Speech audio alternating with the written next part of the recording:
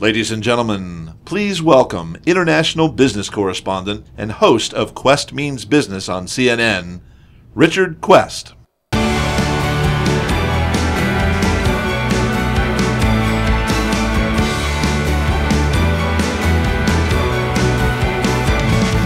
Right. Well, this is a bit different, isn't it? Here we are, all together. We deliberately chose to abandon the old way of doing things. We deliberately decided to go for this room in this format for one simple reason: the significance, the importance, the ability to show everything in all its transparency. So wherever you're sitting in this room, you can see the good, the bad, and the ugly. And that was very much the message that we were given in terms of how we do these panels and how we get the information. Look, you all know about the GCC. You all know the range of opportunity in the GCC. So what we are here to do now is talk about what next within the GCC. Ladies and gentlemen, I also would like to hope that some of you will ask questions during the panel. Are we all right? Here we go. Our first guest is the Minister from Kuwait, Khalid Nasser Al Rudan. Minister, please do come up and take a seat. Our next guest is a businessman who needs little introduction, but Mohammed Al Shaya, sir.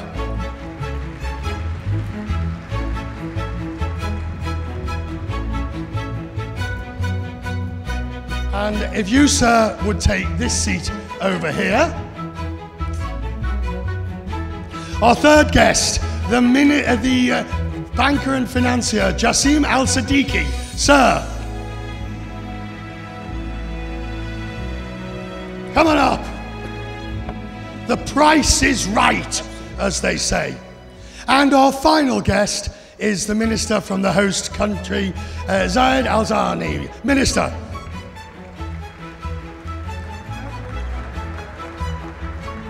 Come here. Right. I want you there, please, Minister. Let's be clear. I have deliberately, against the rules, I have split the ministers up. The ministers can no longer act as one. The ministers now have to face the private sector. Are you ready? Are you ready? Get your microphone. We're never ready for the private sector. Sorry? We're never ready for the private sector. That's the problem. Are you ready? We're always ready. You're ready. Take the microphone. Yes, we're ready. Right, let's start. Minister, the GCC and the current state of play, the current economic achievement and opportunity, how would you describe it? I think, first of all, I'd like to welcome everybody to Bahrain. We're very honored and to have everyone here, and I think this conference is really aimed to look at the GCC as a region rather than an isolated country within the GCC. The GCC, in where I see it today, is about to embark on a new journey. No doubt that all the countries in the GCC have developed stable economies over the year, driven mainly by oil revenues. And today, diversification seems to be the top agenda item. In Bahrain, we've started our diversification program in the 60s when we diversified into industry. We followed that by financial services in the 70s and deregulation of telecoms. And this is why we probably have one of the most diversified economies today, because we had a head start on it. Right, you had a head start. Yeah. But now we get to the situation of what's next. Minister, from your point of view, what do you see as being the opportunity risk? Excuse me, I'd like to speak in Arabic so I can be very precise about it. So I give you time. بلا شك اليوم يعني ممكن كل دول الخليج تقع في نفس الإشكالية باختلالات الهيكلية الموجودة في الميزانية. أغلب دول الخليج اليوم معتمدة اعتماد رئيسي على النفط، وفي ضوء تذبذب أسعار النفط الموجودة بدأت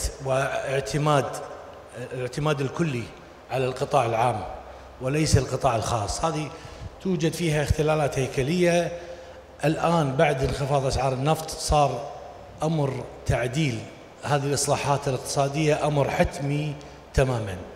تذبذب أسعار النفط ودور الحكومات بهذا الشكل برعاية المجتمعات، اجتماعات ريعية، وعدم تمكين القطاع الخاص، ليس فقط تمكينه في مجالات المجالات المختلفة، بل أيضاً اعتماد القطاع الخاص على القطاع العام في جلب هذه الاستثمارات المختلفة.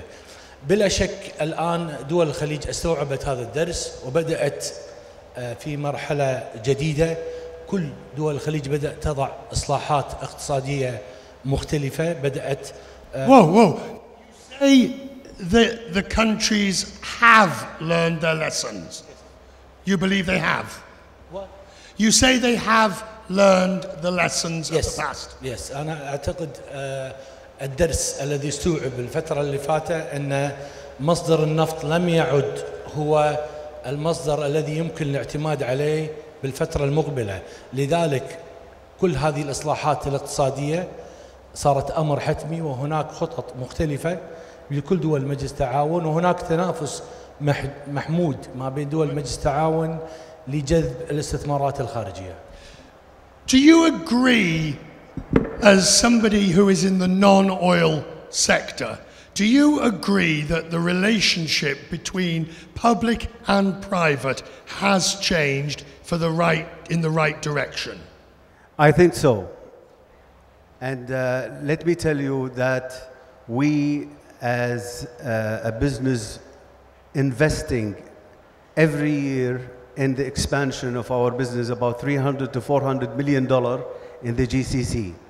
And also we have been very positive about the largest economy, which is Saudi Arabia. And we are going ahead with a $4 billion project in Riyadh. Would we do that if we are not happy with the reforms? No, we are happy with the reforms. And each country has its own DNA, its own challenges and opportunities. But the key thing is lifting people per capita year after year. As a merchant, I want them to consume more. Of course. Of course. Each country is going in its own way. As you look at the various countries in terms of investment opportunities, what do you see as the strengths and the weaknesses? Absolutely. So, early 2016, we've really focused on the GCC. For us, the GCC really, or the most countries that we focus on, are Bahrain, UAE, and Saudi Arabia. We see tremendous opportunity. When you look at risk-reward today, globally, we think the best risk-reward relationship would be in the GCC. Why?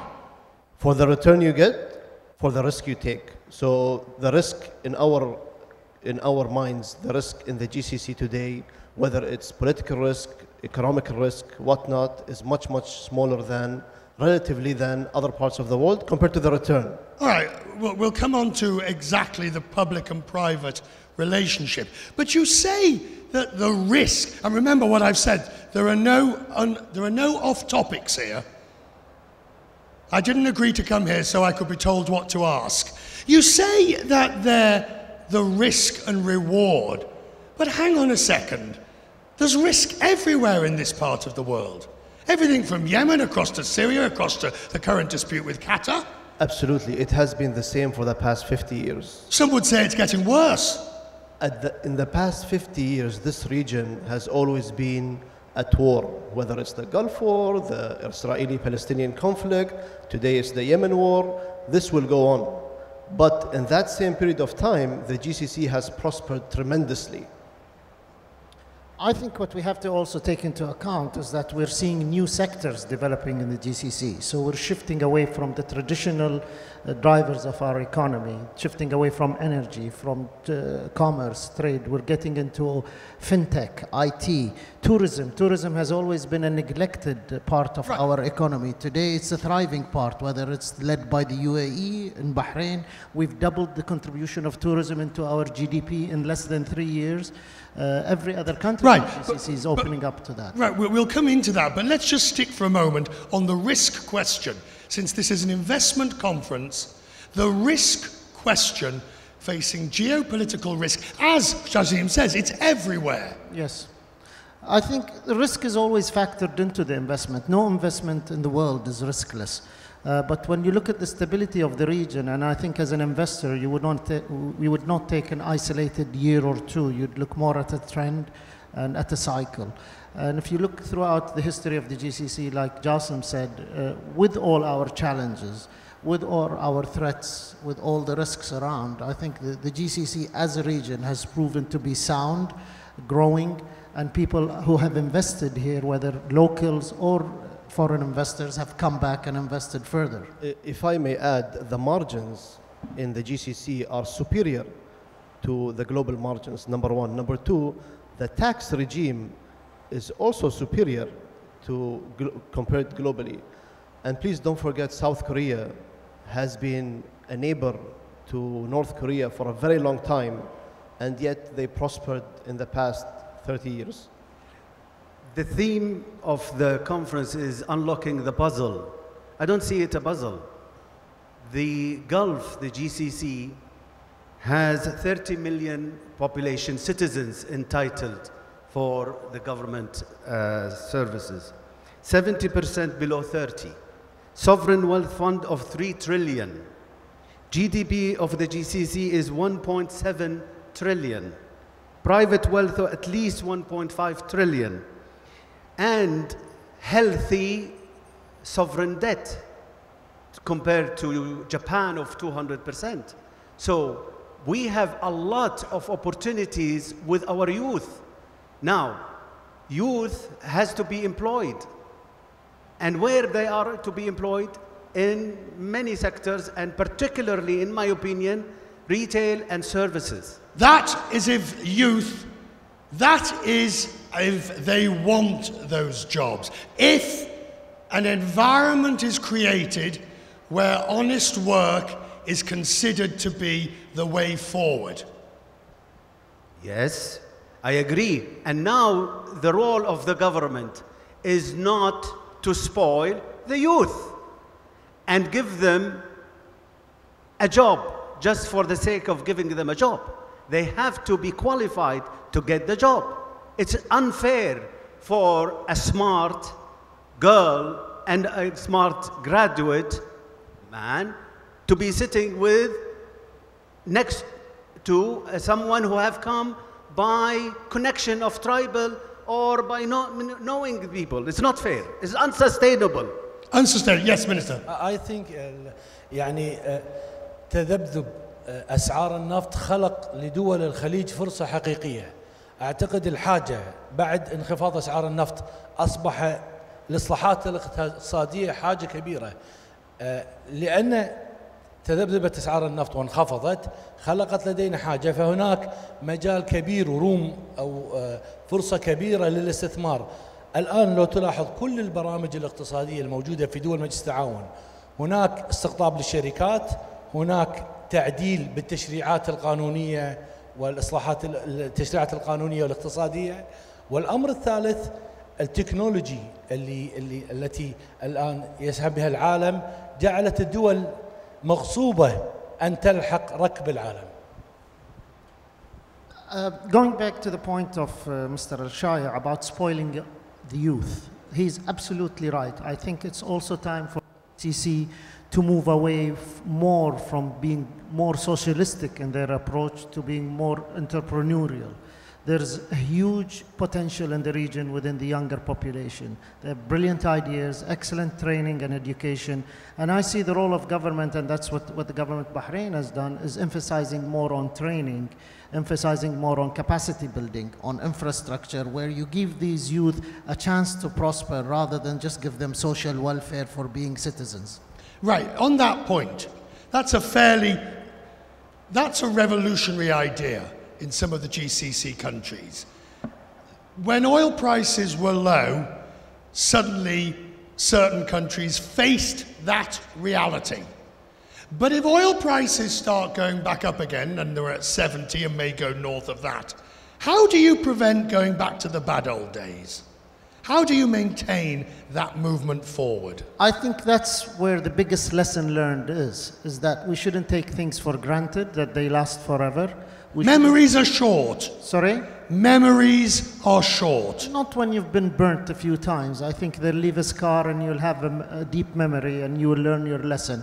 And it's not us really, it's for the next generations to come. They should look at the history and what has happened to them and learn lessons, how to prevent it from happening again. You know, Richard, I think it's extremely important that we look at the history. So the Americans, they say, in God we trust, everyone else please data. Data shows in the past 50 years, remember, after World War II, this region, the GCC, was a desert. Today, after 50 years or 60 years, the growth that the GCC have witnessed, I don't think there has been anything like that in the world. Not only in buildings and infrastructure, but also in capabilities, in the people. Generations, there were illiterate generations. Today, illiteracy is very, very low in the GCC, and compared to other countries in the region where illiteracy has gone up. So what the GCC has done in the past 50 years is really commendable. And what about the question of gender equality? Let's take your company, for example.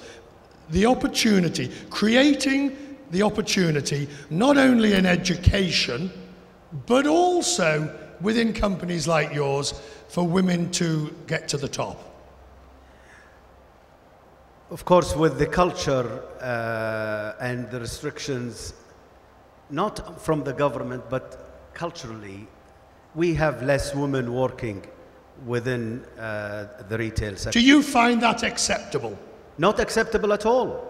We have a Russian business that 90% of the 4,000 employees are women. Do you, Minister, do you find the current situation acceptable? I mean, if we look at Bahrain, for example, women are integrated in all aspects of the job market. In government, 53% of the labor force are female women. So it's a matter of choice, really. It's not a matter of isolating. But you'd agree that you say it's a matter of choice, but would you agree that the provision of opportunity must be equal? It is equal. By far, in Bahrain, I can say it is equal. Next year, we celebrate 100 years of formal education in Bahrain. That started in 1919. We've had the same for women since 1928.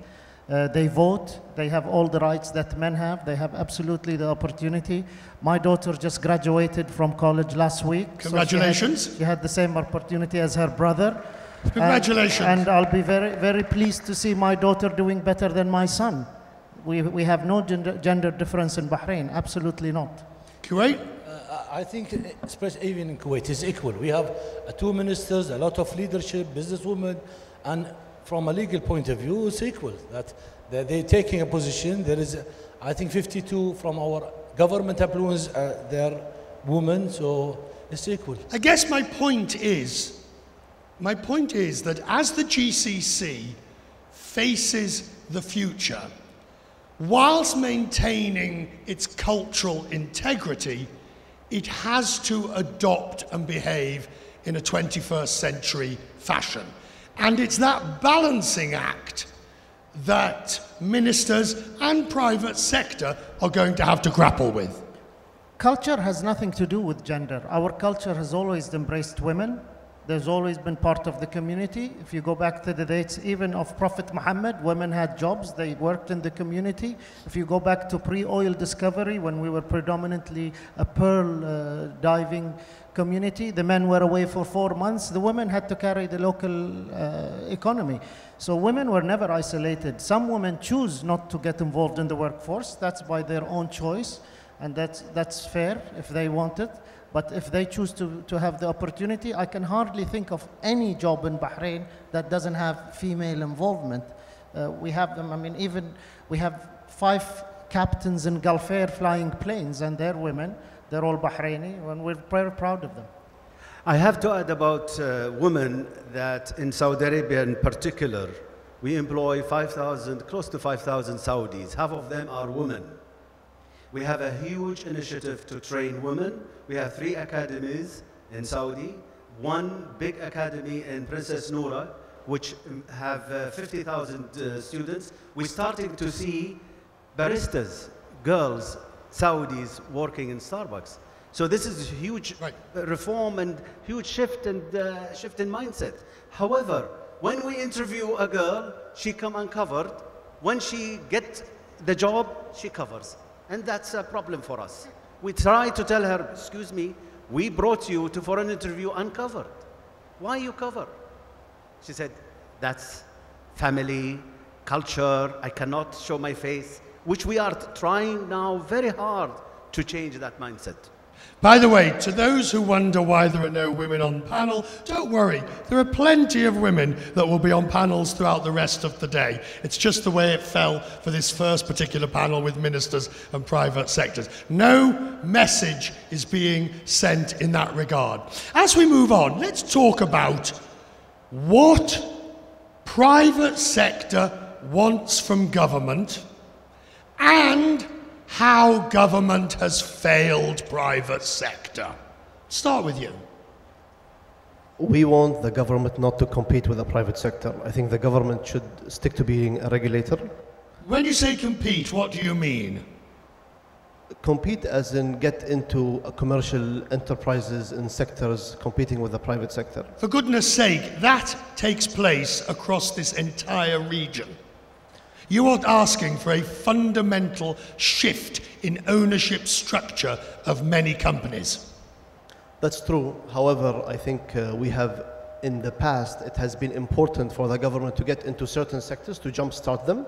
I think today the private sector, or we've learned in the GCC that the private sector is the core of the economy. It's really the dynamo of the economy. So more room should be given to the private sector to do that. Would you agree that government needs to get out of the way? Absolutely. Very good example of government regulating, not operating here in Bahrain. This is an environment where Bahrain is helping start businesses and not competing with. In my country, where the minister is now present, it has businesses that compete. It has businesses that compete with the private sector, which they are trying very hard to privatize, and we want them to privatize. Like co-ops, where the co-op, we should have supermarkets. Co-ops should be privatized. Every co-op has a board of directors. Can you imagine? Every supermarket has a board of directors. Just to employ people? Unsustainable. This has to be split into two companies. Only Cuba, North Korea, and Kuwait has co-ops. Are you sure you're going to be able to go home after this panel? Very much so. He is at home, Richard. Good answer. Minister, get out of the way! Actually, yes, we have a very... the private sector in Kuwait has a very nice history. We are the first airlines was driven by the private sector. The first oil company in the GCC was driven by the private sector. we're trying hard to get out from the market, to be more of a regulator and escalator for the private sectors. But this is, is a kind of history with the 40 years. So we're trying now. We have a lot. Just now we are trying to go with a mega project with a PPP or a BOT. We have just now launched one of the biggest stations being driven by the private sector. Their IPO will be, I think, in the last year to be listed in the stock exchange, and we're trying, to solve this kind of problem. Sometimes take a long time, especially if you have a culture and there are certain illegal issues. So we're trying our best to give and to let the country leading by the private sector. I think my follow-up question would be, I accept it will take time, but can you assure us, can you guarantee that the changes are underway? Yeah, the changes happen now today. In Kuwait we have constitutions. Everything should be to go through the parliament and to be voted there. We are working on it. There is an authority only specializing to privatize all the government sectors. There is another authority working only with the PPP. These two authorities working very hard, but taking a little time. But what we are assuring that, because the government cannot carry on all these expenses, the government cannot carry on in this path. So we have to change. I think there's no doubt that government has to get out of the way, and this is clearly a strategy of the government of Bahrain, to be a regulator, to be involved in legislation, to be involved in facilitating, but not to be involved in competing and operating with the private sector. What we expect the private sector to do, on the other hand, is take up the responsibility to fill up that gap. Because tendency in this part of the world is that the private sector looks to government as being the big brother, the protector, help us, do for us, subsidize us. So they have to also get rid of that mentality that subsidies are not sustainable, that they have to run businesses professionally, efficiently, and profitably. When you say that, the government has enjoyed that position when the times were good, because it gave people in power, or it gave government authority and power. If you were subsidizing, you could regulate. If you were owning, you could dictate which way the business went. Is government prepared to have a freewheeling market economy? Absolutely. I mean, you take, for example, the telecoms industry in Bahrain. Till the turn of the century, we had one operator. It was predominantly government-owned, and there was no competition in the market. We deregulated the sector. Today, we have 54 companies operating in telecoms, privately owned, all doing well, and we have a state-of-the-art telecoms infrastructure in Bahrain. I think if we still continued with the one operator, they would have no challenge to improve their services or their facilities, and therefore the economy would suffer of poor telecommunication facilities. So you want private sector to grow up? Yes. Take up responsibility. Take the opportunity, grab the bull by the horn. I think I might agree a little bit with His Excellency in that. Sorry, did you say agree or disagree? Agree. A little bit. A little bit. I think so do you disagree more? The private sector has enjoyed a long ride of subsidies and free taxes. But as we have seen, economies in the GCC are evolving, and we see advancements every cycle. So from 2005 to 2010, 2010 to 2018, and so forth. You want to say? Yeah. Carry on. So from that aspect, I agree. I think the private sector is very grown up. It punches above its weight globally, the private sector in the GCC. A very good example is Mr. Al-Shaya.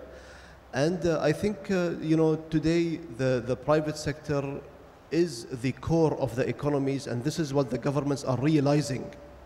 I'll come to you in a minute, Mr. do you accept what the minister says when he calls on the private sector to shoulder more of the responsibility? Stop looking for a handout and a freebie, is what he's basically saying. We never had a handout. Everyone says that. What we need is efficiency in doing business. So it varies from one country to another. But key thing of the government is to bring in good infrastructure in any country, okay? Good communication, ability to attract global talent. Why Silicon Valley is so big with Indians, with Indian brains? Why don't we have them here? We have our own technology companies. We incubators. We can attract top talent. And give them the incentives, tax-free, right, good living, good weather, warm, no hurricanes and no maybe sandstorms. So I think with the numbers I gave you, with the trillions we have and the small population, we have immense opportunities. We are surrounded by beautiful seas, the Gulf, the Indian Ocean, the Red Sea. Amazing opportunities for tourism, for new cities, for hubs in aviation and industry, exports, and move away from oil dependency. We'll finish on that in a moment, but you were just wanting to come in. Yeah, I'd like to correct some of the information. The co-ops doesn't own by the government, it's owned by the people. Even I'm not totally agree with how the right, structure is there. The other point, the government doesn't stop any of, we have like a brilliant technology company like Talabat.com, what just was sold by 150 million euro, and we have the cartridges now. There is a lot of opportunity there. I think what the parliament or the political people see threats from the private sectors of two things. One is the competition policy. They would like to have it, right, so the private sector doesn't monopolize certain services or structure there, and to open the country. And this is where we're working now in Kuwait, to take all, even the local private sector and the international, to come and to invest in Kuwait. As we come to the end, and we start to pull some strands together of this, the issue of diversification, I suppose you all agree with that. How realistic is it? Let's take Bahrain. You've just found potentially vast new resources. That is hardly diversifying. Well, that's a gift from God, and you shouldn't say no to gifts from God. But I think we're sticking the course. What we found in recent discovery is something additional. It will no doubt have a positive impact on growing our GDP. It will no doubt have more contribution of oil and gas sector to the GDP. But I think we should act wisely to use the revenues generated from this find to develop our economy and diversify it even further, by investing in infrastructure, by reducing national debt, by investing in human capital in terms of training, health services, education.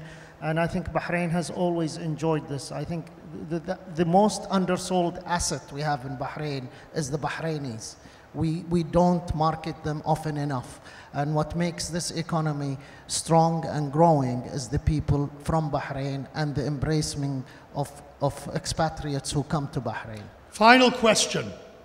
One change that you would like to make. Just one.